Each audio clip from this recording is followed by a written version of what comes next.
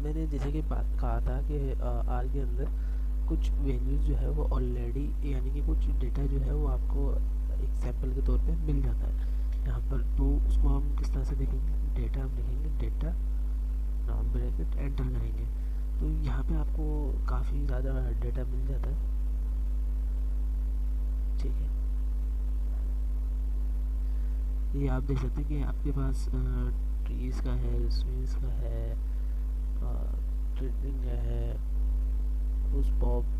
ठीक है, अभी हम यहाँ पे वुमेन का यूज़ करेंगे। ठीक है, जब आप भी डाउनलोड करेंगे तो आपके पास भी ये डेटा आ जाता है। ठीक है, अच्छा जी, यहाँ पर हम आएंगे और वुमेन का हमने डेटा यूज़ करना है, तो यहाँ पे हम वुमेन का डेटा ले लेंगे। ठीक है, जो डेटा का नाम है वो आप यहाँ पे ले लेंगे। तो यहाँ पे वुमेन की हाइट का कॉलम आ गया और वेट का कॉलम आ गया यहाँ पे।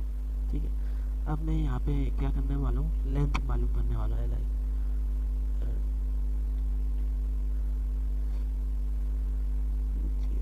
लेंथ।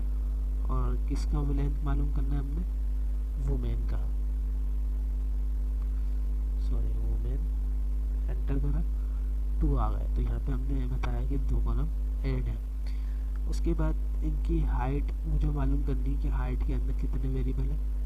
तो यहाँ पर मैं क्या करूँगा, वुमेन, और इसको मुझे देखना है कि किसके अंदर कितने वेरिएबल्स हैं, तो मैं यहाँ पे डॉलर साइन यूज़ करूँगा और हाइट।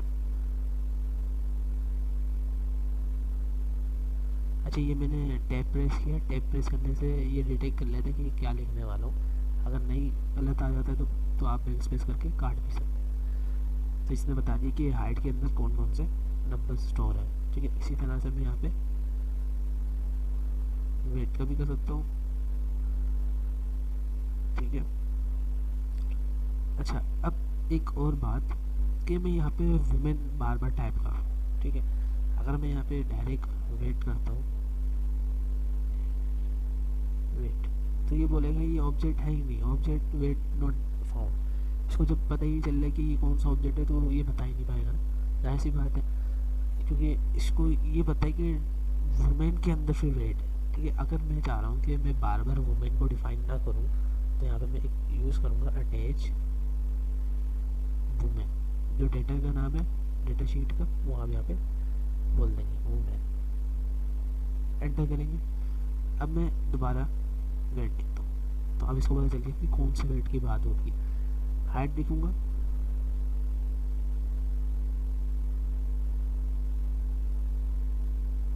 एंटर करूँगा, तो इसको पता चल गया कि कौन सी हाइट की बात हो रही है। ठीक है, तो एक ये शॉर्टकट की है कि हमने डायरेक्ट मालूम कर लिया।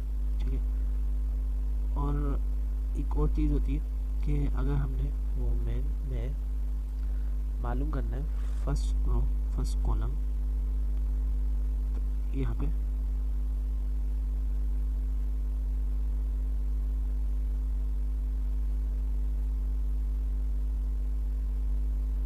वुमेन, अच्छा यहाँ पे मसला ये हुआ है कि हम राउंड ब्रैकेट से फंक्शन जब भी हम बनाते हैं स्क्वायर ब्रैकेट से बनाते हैं। ये फर्स्ट रो फर्स्ट कॉलम के अंदर यहाँ पे आप देख सकते हैं फर्स्ट रो और फर्स्ट कॉलम के अंदर 58 है, तो 58 आ गया। और इसी तरह से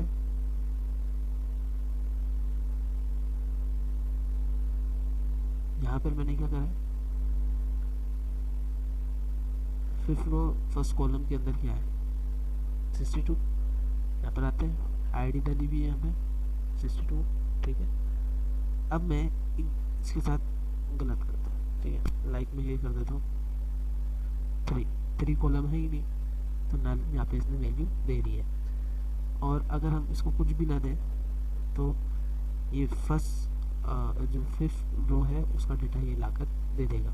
ठीक है, दोनों कॉलम का। ठीक है, क्योंकि हमने कॉलम डिफाइन ही नहीं किया ना। और अगर हमने कुछ रेंज देनी है तो हम रेंज कैसे देंगे, यहाँ पे 1 से लेकर 6 तक हमें बताओ। ठीक है, और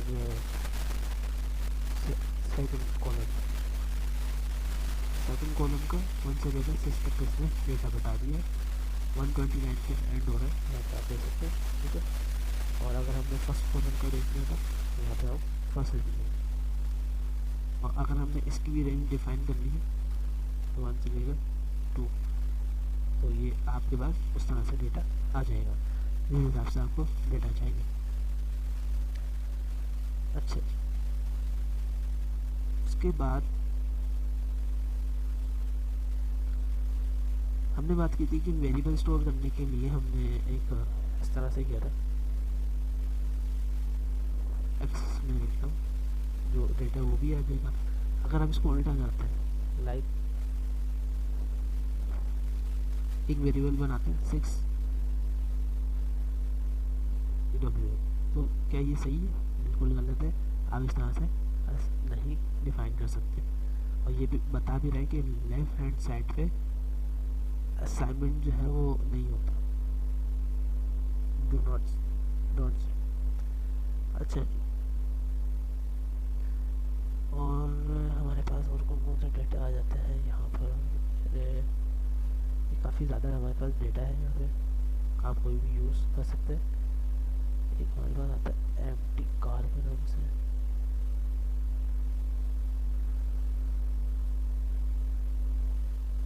या एम्प्टी कार वाला आप डेटा यूज़ करेंगे, ठीक है, कुछ नया करेंगे। जब हमने उसको यूज़ करना है तो हम क्या करेंगे, एम्प्टी कार्स, तो वो पूरा डेटा आउट कर आइए कि कौन सी गाड़ी का क्या क्या है, कितने कॉलम से यहाँ पे इसने बता दिया। इसकी अब इसके हिसाब से जो लिखा हुआ वो अभी हमें नहीं पता कि इसने क्या डिफ़ाइन किया हुआ है, लेकिन एक सपोज करके चल लेते हैं कि इसमें कुछ यहाँ पे कार के बारे में डिफाइन किए हुए और कार के नाम यहाँ पे लिखे हुए, ठीक। अच्छा, इसी तरह से अगर हमने इसका भी उसी तरह से ही होगा जिस तरह अभी हमने वुमेन का निकाला है, लेंथ, और यहाँ पर हम क्या करेंगे, उस डेटा का नाम एम्प्टी कार्स,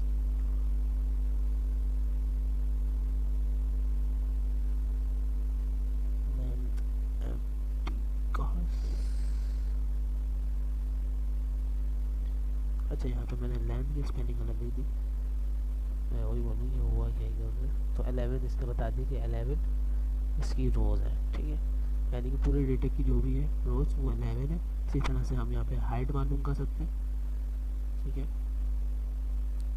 अच्छा, अब यहाँ पर एक चीज़ और है, आपको पता है कि मैंने यहाँ पर एक डेटा था Z के नाम से, याद होगा, Z हम लिख लेते हैं, ये डेटा है, ठीक है। अब मैं इसको क्या करने वाला हूँ, मर्ज करने वाला हूँ, किसके साथ, इस डेटा के साथ, ठीक है, एम्प्टी कार्स के साथ, ठीक। तो यहाँ पे हम एक ये कर सकते हैं सी बाइंड, यानी कि मिलाना, बाइंड करवा देंगे किसको, जब भी फंक्शन हम डिफाइन करते हैं तो ब्राउन ब्रैकेट, और अगर हमने कोई चीज़ अपने मार्क देखनी है कि भाई ये लेंथ इस तरह से, तो फिर आप कोई स्टोर करवा रहे हैं तो उसके अंदर स्क्वायर, ठीक है। अच्छा, Z को हमने क्या करना है, एम्प्टी क्लास के साथ कर देना है, ठीक है, और आएंगे एंटर कर देंगे, यहाँ पर आता है। तो Z की जो वैल्यू है वो क्या हो गई, अब वो रिपीट होना शुरू हो गई, क्योंकि हर रिकॉर्ड के अंदर उसको ऐड करना था, या तो मैं 11 पूरे देता, ठीक है, लेकिन मैंने 11 नहीं दिए, अब उसने खुद ही ऑटोमेटिक खुद ही रिपीट करना शुरू कर दी, ठीक है। अच्छा जी, उसके बाद अगर ये तो हमने अभी बाइंड करना देख लिया कि हम किस तरह से बाइंड करते हैं, और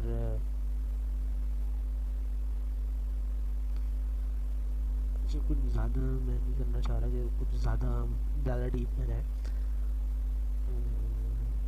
अच्छा, एक और चीज़ कर लेते हैं, इसके साथ हम पहले अटैच कर लेते हैं, ठीक है, अटैच, ताकि हम बार बार ना लिखें एम्प्टी कार्स, ठीक है। उसके बाद यहाँ पे हम इसका सम निकालना चाह रहे हैं, कौन से कॉलम का, यहाँ पे हम वो बता देंगे कि कौन से कॉलम का हमने निकालना है। अभी हम निकालने जेड का, एंटर करा, 22 टोटल सम निकला है। वो जो रिपीट हो रहे हैं वो उसने रिपीट नहीं की, जो हमने जितनी वैल्यू दी थी उस हिसाब से इसने बता दिया। अच्छा, एक और चीज़ करते हैं यहाँ पे,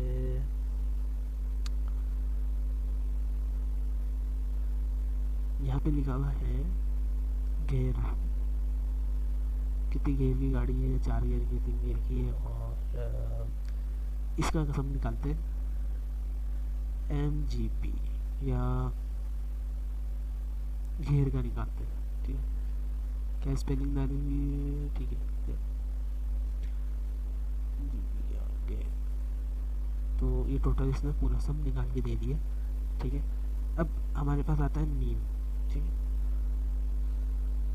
मीन हमने निकालना है इसी का,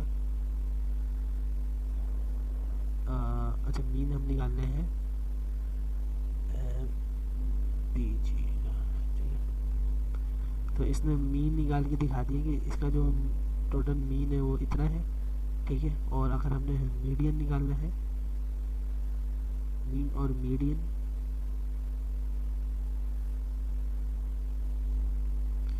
तो 19 इसने मीडियन निकाल के दे दिया। और अगर हमने समरी निकालनी है, यानी कि सारी चीज़ें एक साथ निकाल के बता देगा ये।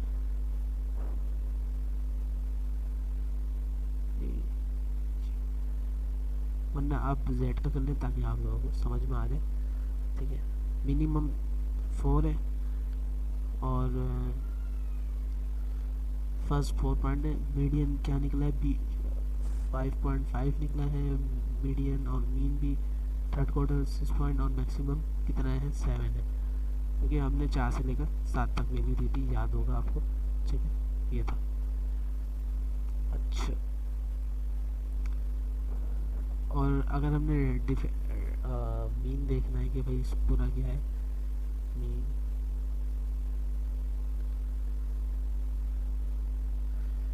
Mean median mode are on measure of the centre or way to find average value of the data set. The mean is the sum of the all number divided the count of the number.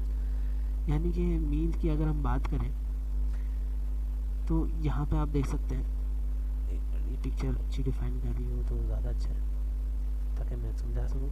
ठीक है, तो यहाँ पे आप देख सकते हैं कि इसका जो पूरा निकाला है ये प्लस हो गया 15 निकला है, 15 डिवाइडेड बाई 5 को किया 1 2 3 4 5 नंबर्स थे, तो 5 को हमने 5 से डिवाइड किया 15 को, ये 3 निकल गया। मीडियन क्या होता है, ये यहाँ पे add up all the data points and then divided the total number of the numbers. ठीक है, the middle value the mid point of the data well arrange in order.